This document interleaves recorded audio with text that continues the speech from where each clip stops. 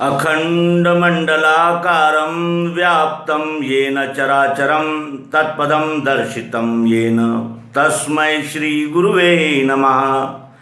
अज्ञानान्धस्य लोकस्य ज्ञानाञ्जनशलाकया चक्षुरुन्मीलितं येन तस्मै श्रीगुरुवे नमः। श्रीमद्भगवद गीता, सर्वांग योग आदि अनेक ग्रंथों के जानकार और पाठक हमारे सभी प्रिय मित्रों का इस अंक में हम हार्दिक स्वागत करते हैं।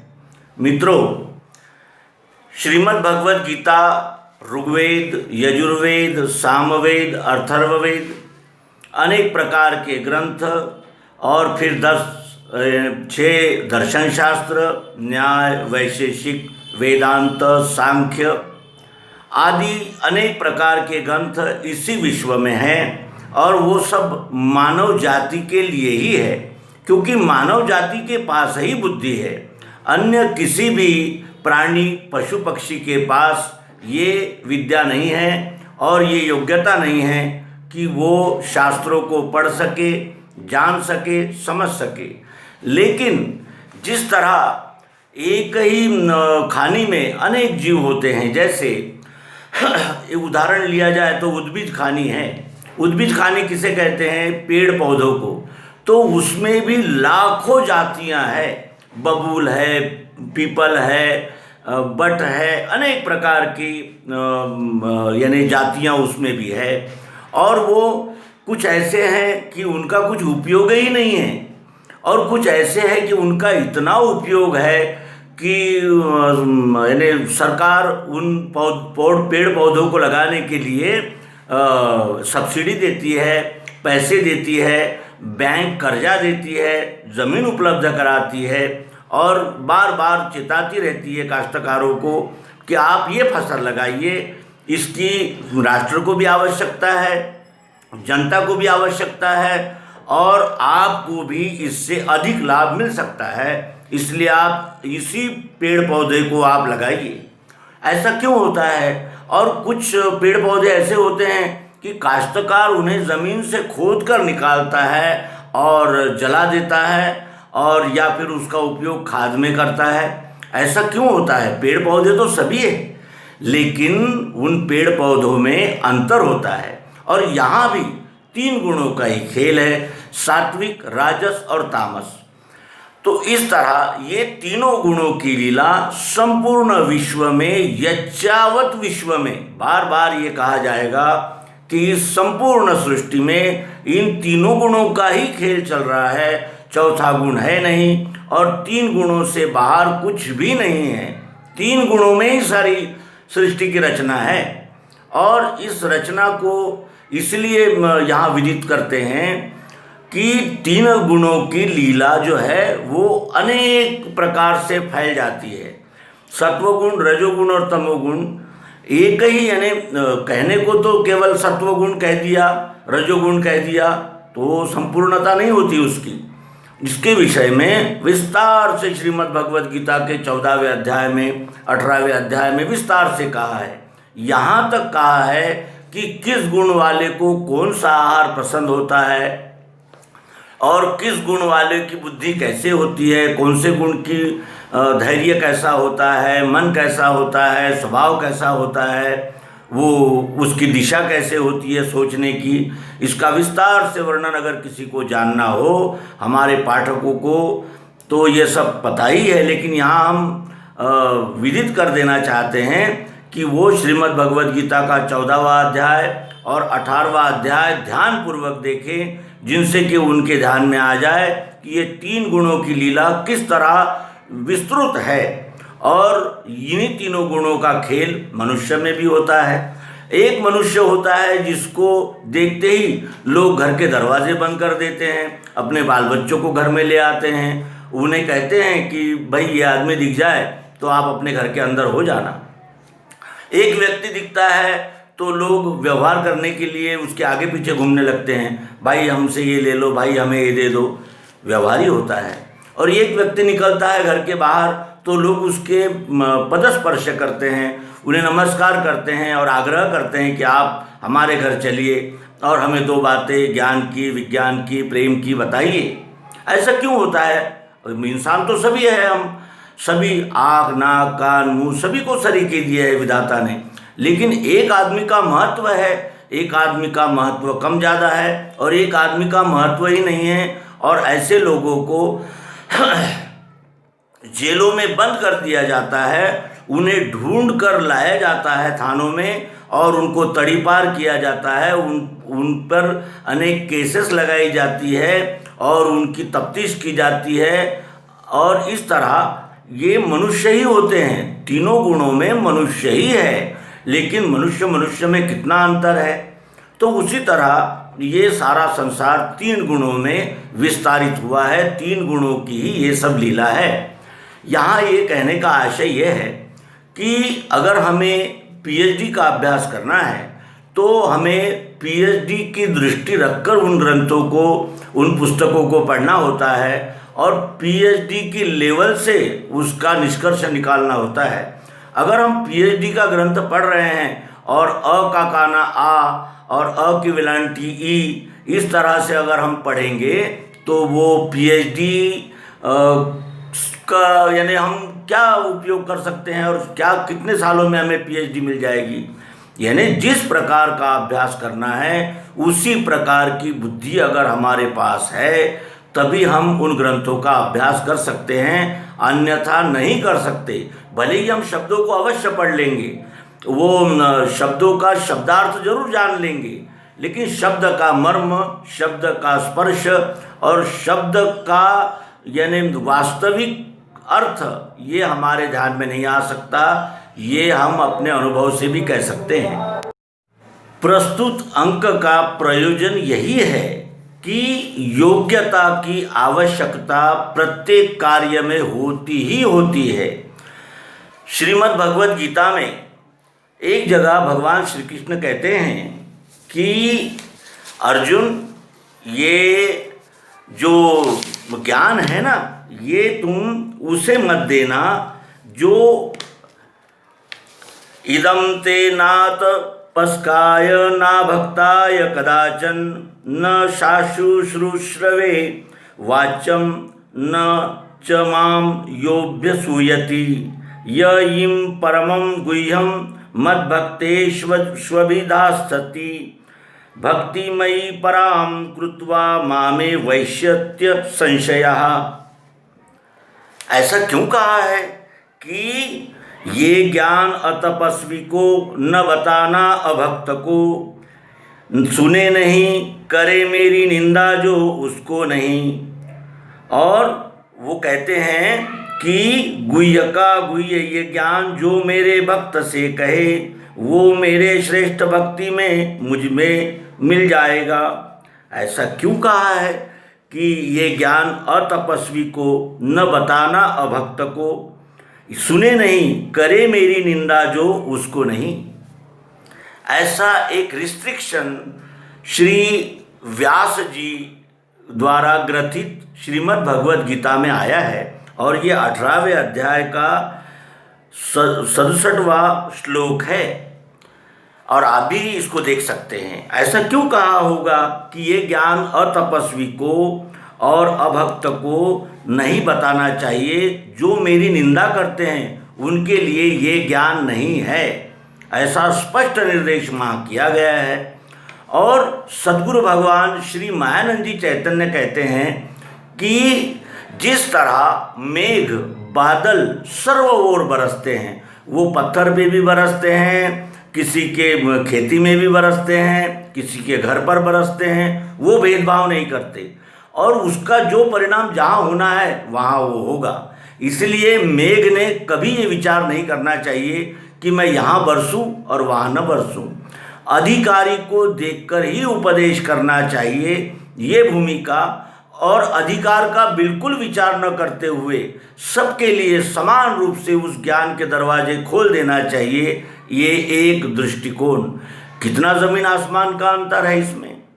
और क्या यानी बादल कोई भेदभाव करते हैं कि मैं यहाँ बरसूंगा, ये अमीर का घर है, वो गरीब का घर है, वो खेती है, ये पत्थर है, ऐसा कभी उसने भेदभाव किया है? कभी नहीं।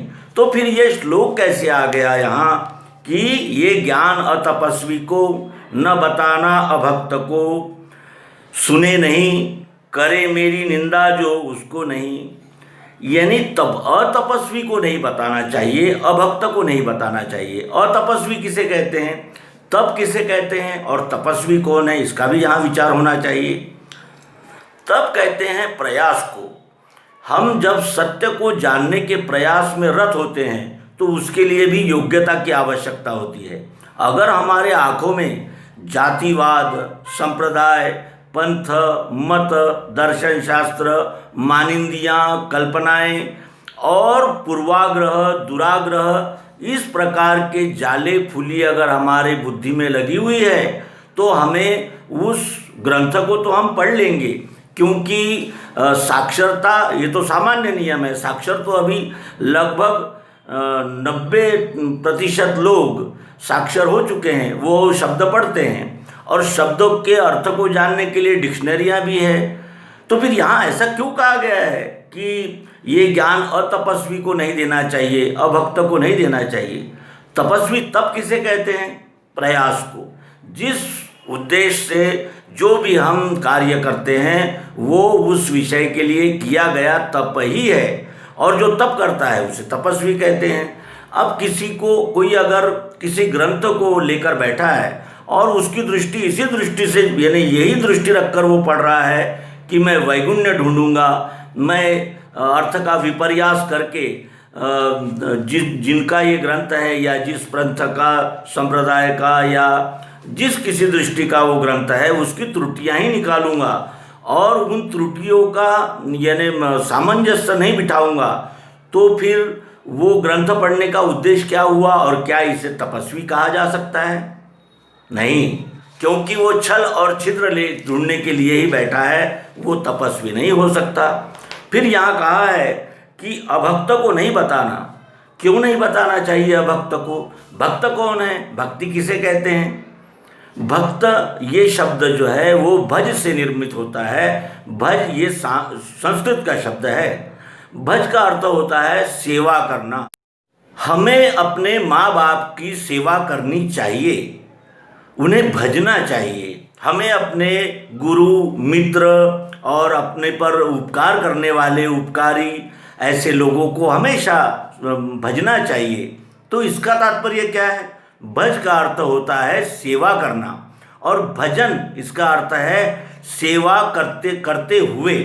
और भक्त किसे कहते हैं? जो सेवा में रत हो गया है, जो सेवा के उद्देश्य से ही किसी शास्त्र को पढ़ना चाहता है, किसी सिद्धांत को जानना चाहता है, वो आगे चलकर भक्त ही होता है। गीता का अभ्यास MA PhD के लिए भी है, और ऑक्सफोर्ड यूनिवर्सिटी से लेकर हार्वर्ड यूनिवर्सिटी और अनेक प्रकार की यूनिवर्सिटियों में ये गीता पढ़ाई जाती है। लेकिन वो पढ़ाने का उद्देश्य उनका क्या है? वो क्या करना चाहते हैं उससे? वो केवल जानना चाहते हैं। लेकिन गीता को आचरण में लाकर गीता का जो अंतिम लक्ष्य है, मोक्ष प्राप्ति करा देना, सभी संशय भ्रमों से मुक्त हो जाना, क्या ये उनका उद्देश्य है? वो पढ़ाई करते हैं केवल प्रमाण पत्र के लिए कि इस यूनिवर्सिटी से हमें प्रमाण पत्र मिल जाए, हम PhD हैं, हम MA हैं और दर्शन शास्त्र के महान, यानी जिसे कहा जाएगा कि अभ्यासक है, इस दृष्टि से वो पढ़ाई करते हैं। और उसी गीता को अनेक जो जिसे कहा जाएगा कि अभ्यासु व्यक्ति है, वो एकांत में पढ़ते हैं और वो अपने जेब में रखते हैं। जहाँ कहीं समय मिलता है तुरंत वो गीता निकाल करके उसमें ये जांचने की प्रयास करते हैं कि इसमें कहा क्या गया है और मेरे जीवन के लिए इसमें का क्या बोध मैं ले सकता हूँ। इस दृष्टि से वो अभ्यास करते हैं। अभ्यास तो सभी कर रहे हैं, वो भी कर रहे हैं, ये भी कर रहे हैं, लेकिन अभ्यास में कितना अंतर है। और इसीलिए यहाँ भगवान श्री कृष्ण जी कहते हैं कि ये ज्ञान अतपस्वी को न बताना अभक्त को, सुने नहीं, सुने नहीं का आशय क्या है? क्या श्रीमद् भगवत गीता जब सुनाते हैं तो क्या सबके कान बंद है? किसी के कान खुले हैं और बाकी लोगों के कान बंद है, ऐसा है क्या? उनको सुनाई नहीं देता है? सुनाई तो देता है, सभी को सुनाई देता है, हमें भी सुनाई देता है। और जीव यानी जो पशु है जैसे बकरी है, घोड़ा है, गाय है, इनको भी सुनाई देता है। फिर सुने नहीं का क्या अर्थ है? क्या वो अपने कान बंद कर लेते हैं? सुने नहीं का अर्थ ये है कि वो बोध की दृष्टि से उसको नहीं सुनते। जैसे इसका उदाहरण लिया जाए, हम किसी चिंता में, विषाद में या किसी समस्या से ग्रस्त है और हम बैठे हुए हैं, हमारे आगे से घोड़ा जा रहा है और हम अपने विचारों में हैं, हमारी आंखें तो खुली है, हम रास्ते से चलने वाले हर व्यक्ति को देख रहे हैं। लेकिन थोड़ी देर बाद अगर आकर कोई हमसे पूछे कि भैया क्या यहाँ से घोड़ा गुजरा था, क्या काले रंग का था, क्या गोरे रंग का था, क्या उसके गले में कोई ऐसा सुशोभित ऐसा कोई माला डली हुई थी, तो हम बता नहीं पाते। क्यों? क्योंकि हम अपने आप में ही गुम है। भले ही आंखें खुली है, लेकिन आंखें हमें रास्ते पर चलने वाले जो यानी जीव जंतु है उनके विषय में नहीं बता रही है। आंखें केवल ये बता रही कि यहाँ से कुछ गुजरा है, कुछ क्या गुजरा है ये नहीं बता सकती। क्यों? क्योंकि हम अपने आप में ही गुम हैं। जो अपने आप में ही गुम है उसे कुछ दिखाई नहीं देता। और आंखें ये केवल देखती है, क्या है, कैसा है, क्यों है, कब है, इस तरह के जो प्रश्न है वो मन से संलग्न है, उसका मन से संबंध है। आंखें दृश्य मन तक भेजती है और मन फिर बुद्धि के पास उसका ट्रांसफर करता है। बुद्धि निर्णय करती है क्या है, कैसा है, उचित है, अनुचित है, आदि प्रकार की चिकित्सा, मीमांसा, ये बुद्धि का विषय है। यानी जब हमारे सभी इंद्रियां एकाग्र और एक दिशा में प्रयत्नरत होती है तभी हम उस विषय को जान पाते हैं। और इंद्रियों से मन लगा है, मन से बुद्धि लगी है, बुद्धि से चित्त लगा है, और इन सभी साधनों के साथ अगर अहंकार की रुचि भी है तभी वो ज्ञान हमें होता है।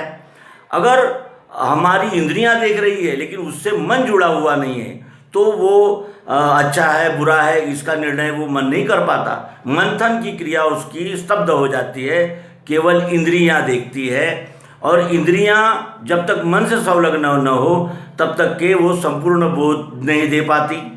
उसी तरह मन से अगर बुद्धि जुड़ी नहीं है तो वो निर्णय नहीं कर पाती, और बुद्धि से अगर चित्त जुड़ा हुआ नहीं है तो उसके संस्कार ग्रहण नहीं कर पाती और उसका संपूर्ण यानी लाभ हमें नहीं मिल पाता।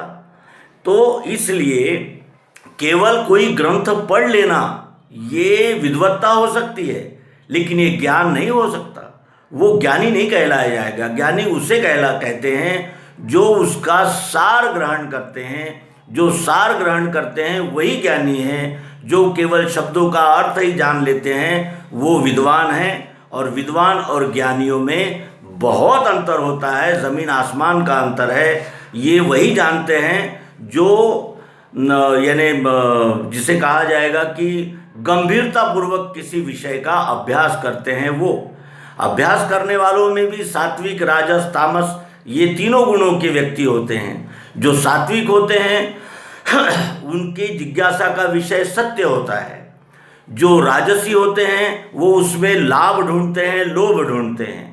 और जो तामसी होते हैं वो केवल अपना मान बढ़ाई और स्तुति पाने के लिए ही, प्रतिष्ठा पाने के लिए ही वो उस ग्रंथ का अवलोकन करती है। ये बात हम सबके अनुभव की है। और इसीलिए यहाँ भगवान श्री कृष्ण जी कहते हैं कि ये ज्ञान अतपस्वी को न बताना अभक्त को, सुने नहीं करे मेरी निंदा। जो निंदा कौन करते हैं? सत्पुरुषों की क्या निंदा नहीं हुई है?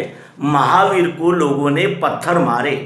जो जैन संप्रदाय के संस्थापक है उनको लोगों ने पत्थर मारे, उनके कानों में शीशा भर दिया।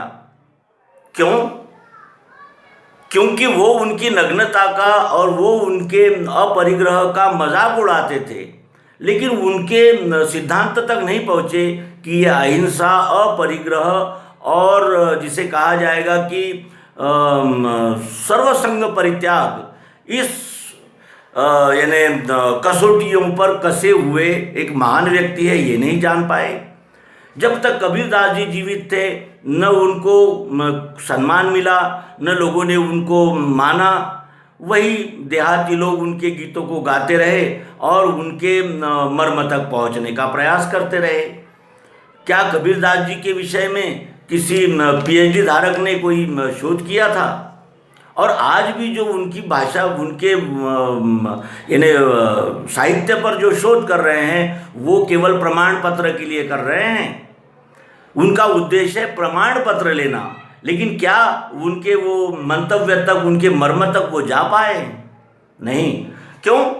क्योंकि निंदा ये अत्यंत सरल बात होती है।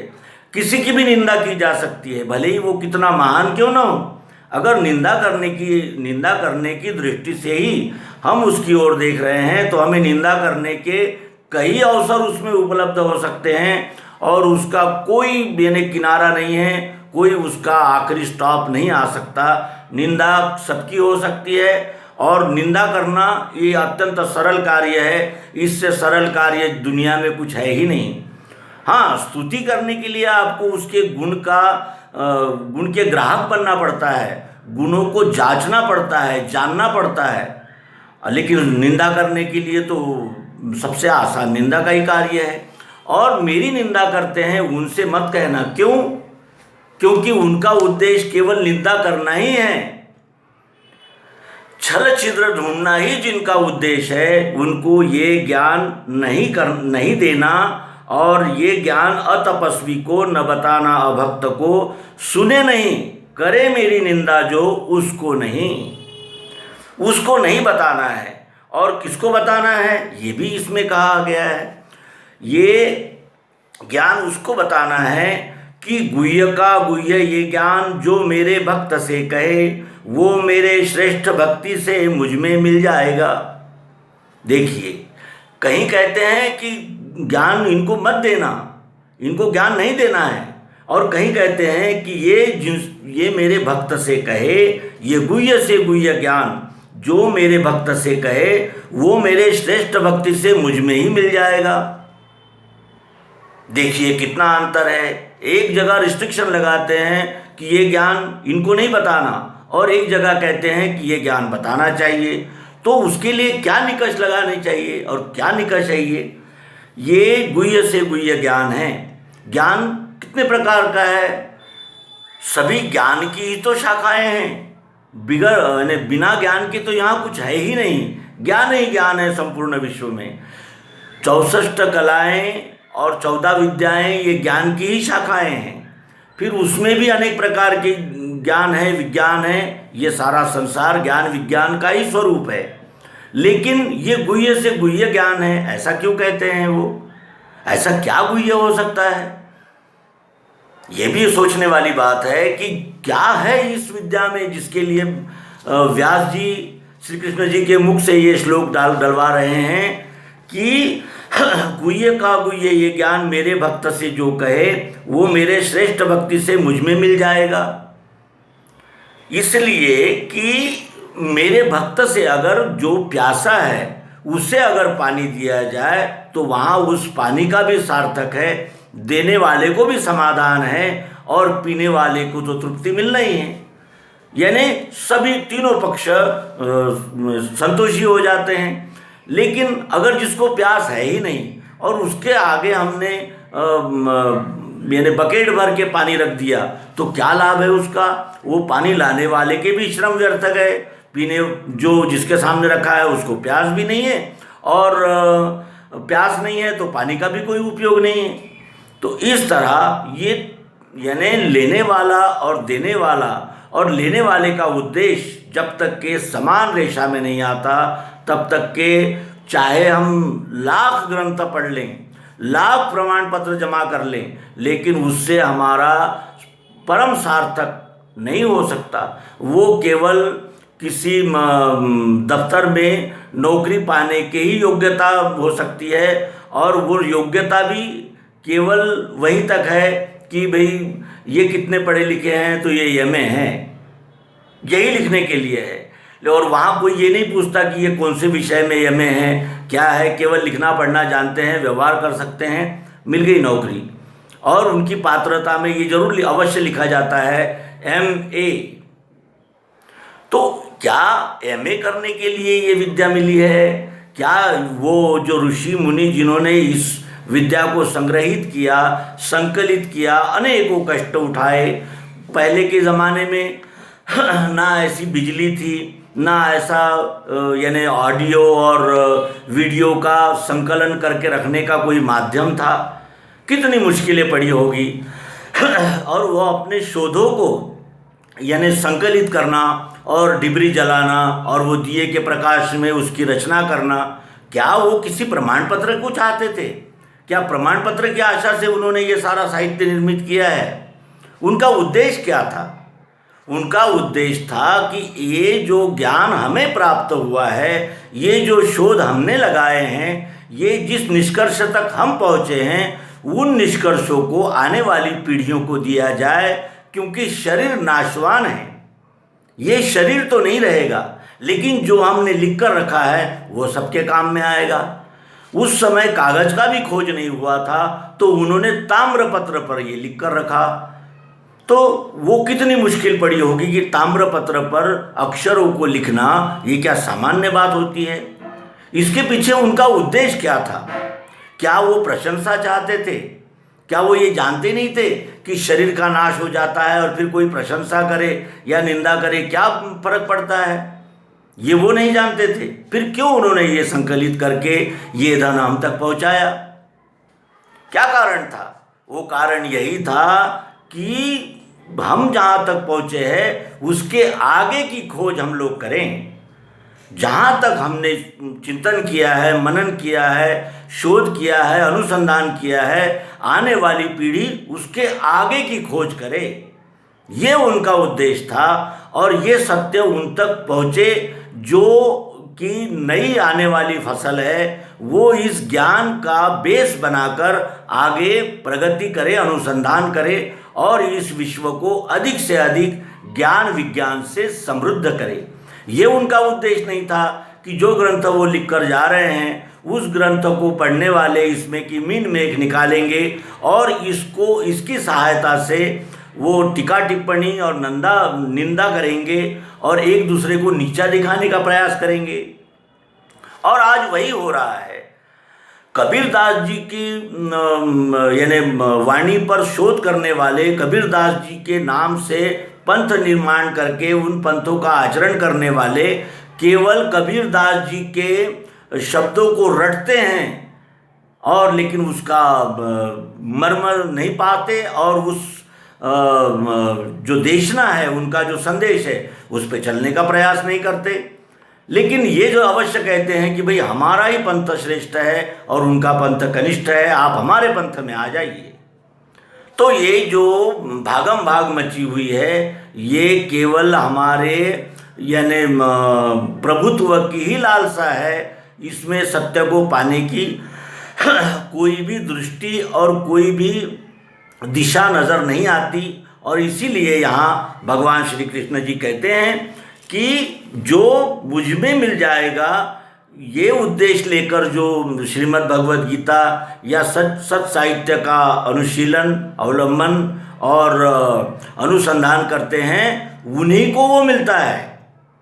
जो जिस वस्तु के, जिस लक्ष्य की प्राप्ति के लिए बढ़ रहा है, उसे तप कहते हैं, उसको उसी तप से वही प्राप्त होता है। विषय भोगों की प्राप्ति करने वाले को विषय भोग ही प्राप्त होते हैं और शांति, समाधान, तृप्ति को प्राप्त करने की इच्छा वालों को वही प्राप्त होते हैं। ये निवेदन इसलिए कि केवल ग्रंथ पढ़ने से हम विद्वान अवश्य हो जाएंगे, लेकिन ज्ञानी नहीं हो सकते। और ज्ञानी और विद्वान, इसमें कितना अंतर है, ये हमारे निवेदन से आपको विदित हुआ होगा। और ये निवेदन वो इसलिए है कि हम जब तक सात्विक श्रद्धा से किसी ज्ञान का और किसी अनुसंधान का यानी मर्म नहीं जानते, तब तक ना हम तृप्त हो सकते हैं, ना आने वाले जो हमारी फसल है, आने वाले जो पीढ़ी है उसके लिए भी हम कुछ भी ऐसा छोड़कर नहीं जा सकते। केवल निंदा करने के लिए ही शास्त्रों का जो उपयोग करते हैं वो इस शास्त्र को छूने के भी योग्यता के नहीं हैं। ये कहते हुए यहाँ इस एपिसोड को विराम देंगे और ये निवेदन केवल इसलिए है कि हम अपनी त्रुटियों को जानें, त्रुटियों को दूर करें और उस शास्त्र को पढ़ने का हमारा उद्देश्य क्या है ये निश्चित करें और उसके बाद ही इन ग्रंथों को छुएं, इन ग्रंथों को पढ़ें और इन ग्रंथों से अर्थ निकालें। ये कहते हुए यहाँ इस एपिसोड को विराम देंगे। आशा है हमारे विचार का आप भी विचार करेंगे और निश्चित करेंगे कि इन ग्रंथों को, इस विद्या को पढ़ने का हमारा उद्देश्य क्या है। तो इस तरह 3 गुणों की लीला बहुमती आपके समय विदित करने का ये प्रयास था। आप सभी का हार्दिक धन्यवाद है और आप अन्यथा न लेकर हमारी जो एक भावना है उसको आप जान सकेंगे।